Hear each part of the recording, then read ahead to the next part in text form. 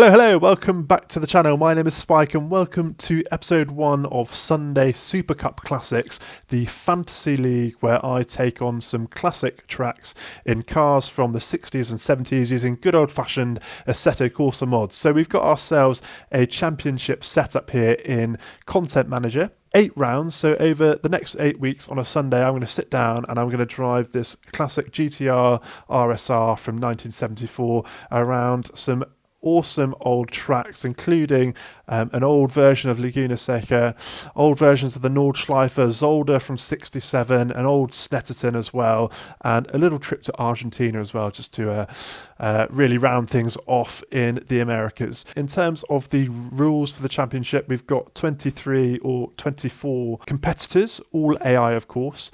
For every place in the race there is a point on offer, so for first place it's 25 points, for 25th place it's 1 point, and then there's 3 points for the quickest lap in qualifying and for the fastest lap during the race. So that's pretty much the setup. We're going to jump into round 1 today. We've got Laguna Seca. There's a great field of cars here using various mods on Assetto Corsa, and I'll try to link all of the creators and credit them down in the description, so if you're inclined to give some of these a go, you know where to find them. It doesn't take much to find them, just browsing race department, and like I say, it's all fantasy. It's nothing, I'm not trying to mimic a real league here at all, just some classic cars from sort of mid 60s to 70s around some classic tracks. So without further ado, let's get into round 1. So we're here in the pit box at Laguna Seca. We've already got some AI cars taking to the track, getting some practice in. So for each of these rounds there'll be an hour practice followed by a 30-minute qualifying session, which will be finished off with a roughly 24-kilometer race. Obviously the amount of laps varies depending on the circuit and the distance of each lap. So I think today we've got a 8-lap race of classic Laguna Seca. So I'm going to get out and get some practice in, start getting a feel for this car, and then I shall see you in the qualifying. Okay, so we are about to take to the track for our qualifying session. We've got 28 minutes to get a lap in here, so we'll see what we can do. I'm hoping for a 1:16.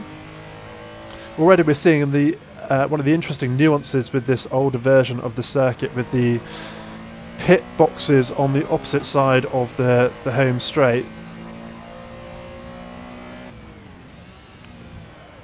So one thing I have done with my car setup is reduce the brake power from 100% to about 85%, just to prevent myself from locking up, because that tends to be the way in which I have most accidents, as I discovered during practice, locking those brakes and then not being able to slow the car down, especially in high speed sections of track. But there we go, that's 1 lap of this circuit under the belt, and we're going to try to focus in and get ourselves on the board with at least a 1:16. Can we do it? Just rolling the car through this first left-hander, and unfortunately we've hit too much of the outside curb, so that is going to invalidate the lap. Luckily we've not lost the car in the process. Okay, so we've got to try and get our valid lap in here. Just rolling it through the right-hander. And we'll see where this lap puts us. I think it will be a 1:17. P8. I think we can go quicker. I've also tried to go minimal with the overlays and apps, the Python apps on the screen, just to emulate what a driver in this era would have been getting in terms of info. I mean, I'm kind of spoiled with the radar and the track map in the top left, and then the position at the top and the timer. But back in this period, all there would have been for the drivers in terms of information coming into the cockpit would have been from that pit board Also, we're rocking the H button shifter.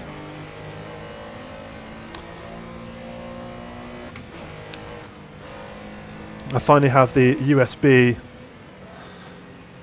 required to use it with my PC setup. Looks like we're approaching some traffic here. It looks like a Corvette and an MG.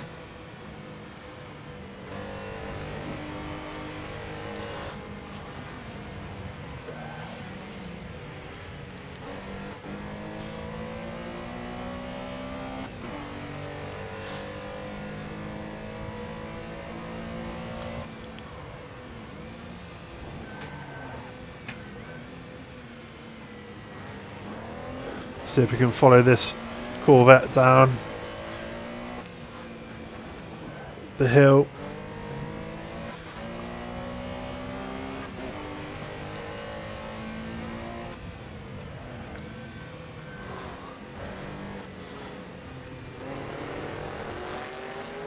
Just finding our way through in a fortunate place.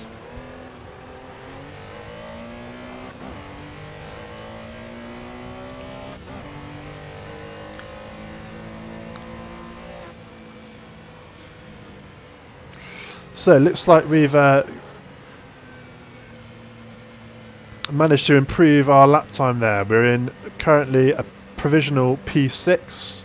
So we've got ourselves a provisional P6, and we can have a look at some of the other cars in the race here. We've got old Porsches, a 1974 RSR, that's of course the car we're driving, an old 906 from, I believe this would have been the 60s, so a bit earlier. We've got the RSR from the year prior, the 73, some old Corvettes in there, some Shelbys as well, Shelby Daytona, and we've got a Cobra somewhere kicking around, I believe. Yeah, there we go, currently in P20, the Shelby Cobra, an old Nissan GTR, the Broadspeed Jaguar, an old Ferrari as well, a Nissan GTR, and there's BMWs in there, and of course the MG, there's a couple of the MGs, an old Escort as well. So a nice variety of cars up and down this grid. I think I've covered all of the Pantera as well, the Pantera that's currently sat in P14. So a nice mixed bag of classic cars to take on this championship. So yes, a nice variety of cars, and I'm happy to leave my qualifying there. I think a P6 to start is a good place to be. Hopefully we can pick up some points to start our championship well, and I shall see you on track for round one at Laguna Seca. Okay, here we go, waiting for lights out. Oh, BMW in front getting a bad start, and we've nicked the rear bumper already. Just going to try and file in on the outside of the circuit here.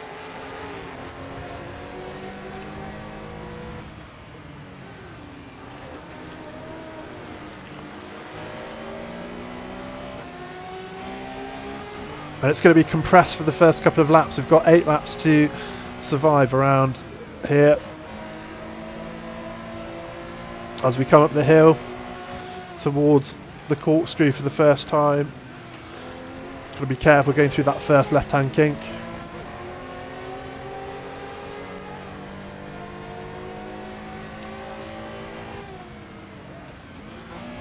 So a fair chunk of championship points on offer. It's feeling a bit slow down the corkscrew.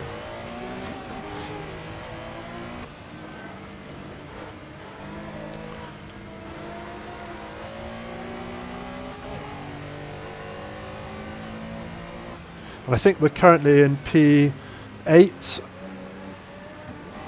Sometimes the reading at the top isn't accurate, but I think right now it is. I've just had a quick glance ahead, and it looks like we're 8 cars back. We've got a Capri behind, trying to apply the pressure, and we're just losing touch with this pod in front, just a smidge. Just taking a lot of that outside curb again. Made the mistake in qualifying.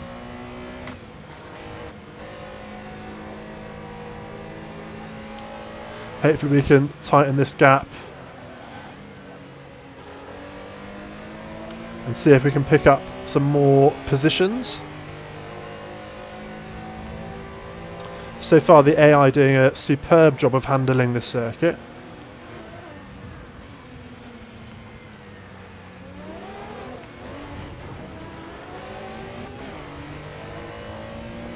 Always a relief to get down the corkscrew in one piece.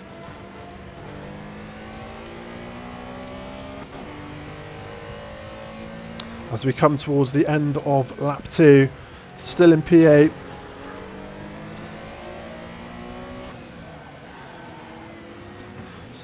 Just sliding the car a little bit there.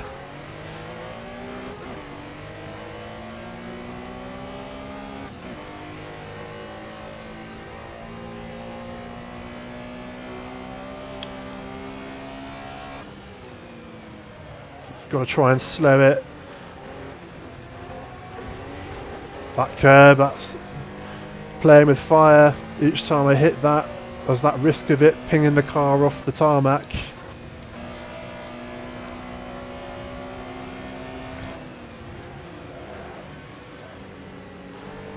I want to try and get a good run up the hill. I want to stay close to these cars. Maybe a bit slow into fourth gear there.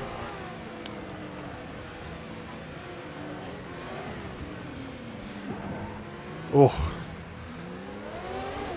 a bit of indecision from me there, thinking if I could poke the car in on the inside of the Beamer. Ducked out.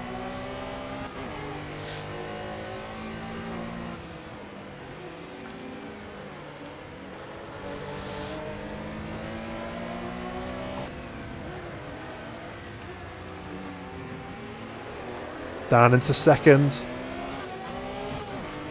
Just lost the rear end a little bit.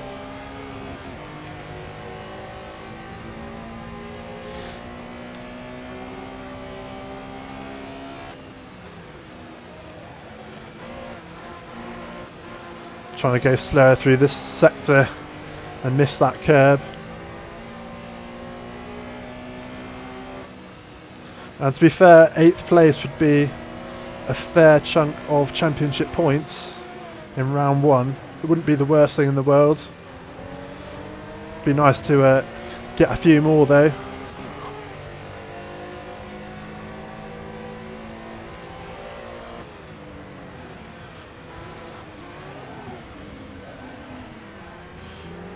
Down into the corkscrew once again.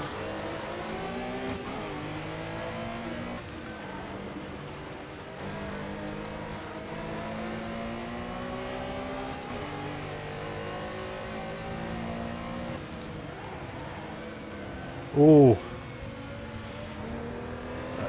a bit of a mistake and suddenly that Capri is right there in the rear view. And the gap has opened up.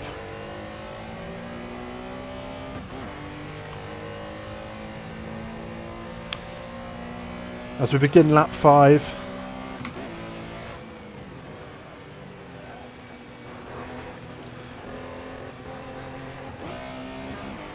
Just get it into third for a second. Get some pull.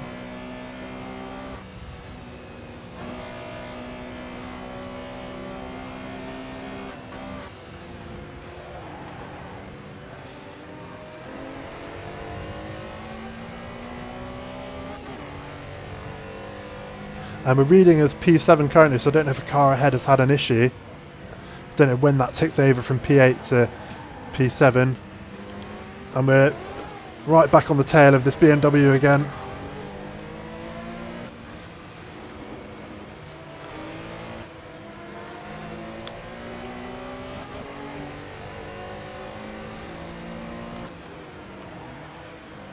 Again, going a bit wide initially.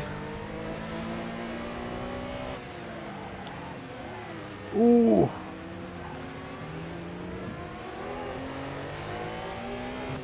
A little bit close to the pit lane for my liking, that barrier on the right hand side.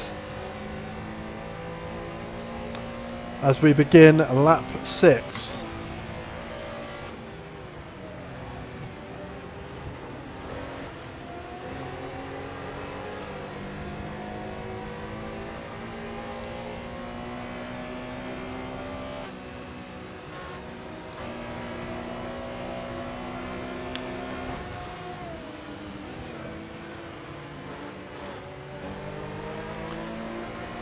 I keep closing up the gap and then falling back again. The only chance I've really got to poke my nose in has been exactly here, and this feels like a very risky place to try any kind of move.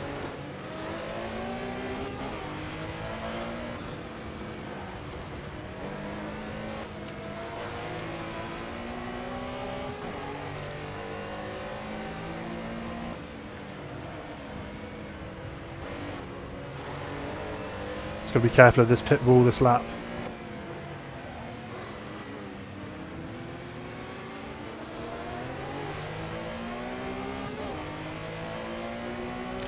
I was a bit safer.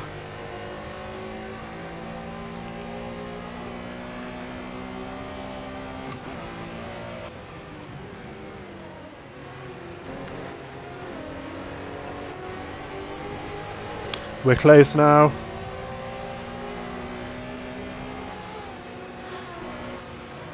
Oh, BMW on the brakes ahead of us.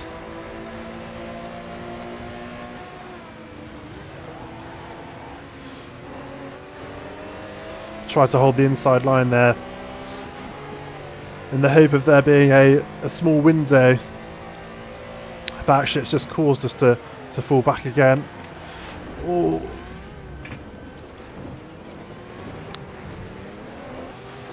A bit of a cut will let the BMW go back through. A lapse in focus, but we've rode the wave. We've managed to get down the corkscrew somehow after a bit of a blunder on my part. Thankfully none of the other cars were wrapped up too badly in that, and the race can carry on more or less unaffected.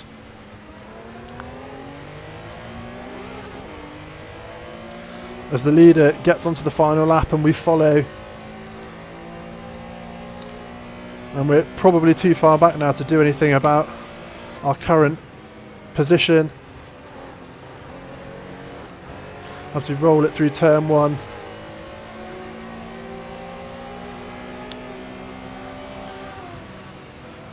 Can we find a legal overtake on this BMW?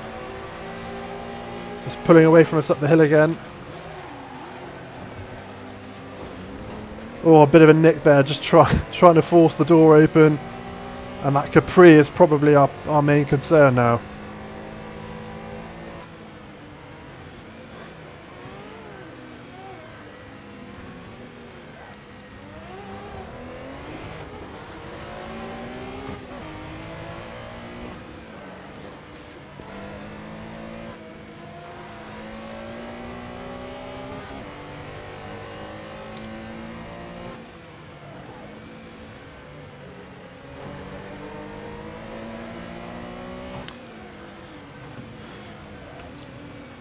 A lot of cars very tightly packed together, coming towards the finish line.